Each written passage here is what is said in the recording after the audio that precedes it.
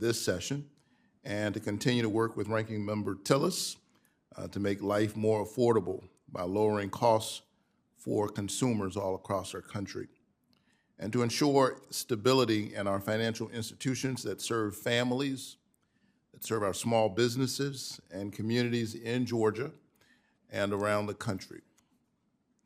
I am proud of our efforts to ensure that communities have equal access to financial resources so we can build an economy that works for all Americans. I think that's in our collective enlightened self-interest. Today's hearing is about protecting Americans from junk fees in financial services, and it will examine the exploitative fee practices that fall under the jurisdiction of this committee. This includes unnecessary and onerous fees on bank deposit accounts, a topic I've examined before, as well as student loans in the rental, also in the rental housing market, and also small dollar lending. We understand that many fees do indeed help fund critical services and products. And so I want to say that at the outset. Not all fees are the same. Some fees are excessively high. Some fees are unclear. And some fees exist solely so that large corporations can pad their bottom lines on the backs of hardworking families. These fees provide no economic value. They're a drag on the American economy. In business school, economists call this, quote, rent seeking. But today I will say that what we all know they actually are. They're junk fees. And these junk fees are keeping hardworking Americans out of our financial system, particularly those who are already living on the edge of the economy. For example, 1/3 of unbanked households cite high fees as the reason that they remain without a bank account. And we know these types of fees affect poor people and people of color at a disproportionate rate. Since this subcommittee began our examination on fees, the good news is that some banks have now voluntarily made these changes permanent. And I applaud Zillow, Apartments.com, and AffordableHousing.com for committing to transparency in their rental listings. And more of their peers should follow suit and do the same. Let me say that this is not theoretical stuff for me. I've heard from Georgians about the harms of these fees. I've talked to the owners of small businesses, parents who have seen their children targeted while on a college campus. In the Consumer Financial Protection Bureau's request for feedback on fees, one Georgian serving in the military wrote about how technical glitches and shady businesses practices by their large bank cost them money and stress while they were preparing to deploy to a war zone. Protecting our service members is something that both the ranking member and I are serious about.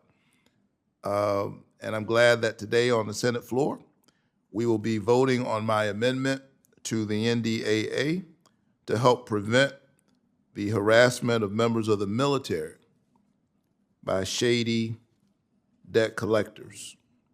And I'm grateful for the ranking member's co-sponsorship of this bipartisan amendment and support bringing that into law. Our men and women in uniform should be focusing on their missions and caring for their families.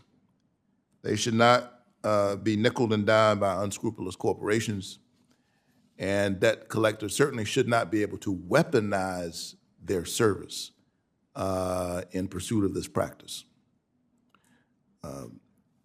This is also personal for me. In addition to serving as the senator for Georgia, I still serve as senior pastor of the historic Ebenezer Baptist Church in Atlanta.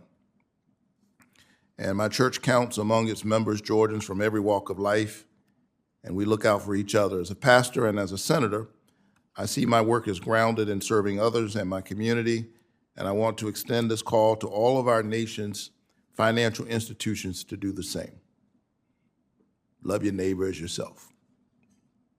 These fees don't just directly hurt families. Small businesses, which form the backbone of our economy, also face the brunt of predatory fees. The burden of excessive fees eats into their profit margins, reducing their ability to invest in expansion, to hire more workers, and to compete. By hampering small businesses' growth, these fees impede job creation and limit economic opportunity. As I often say, I think this is one more example where the right thing to do is also the smart thing to do.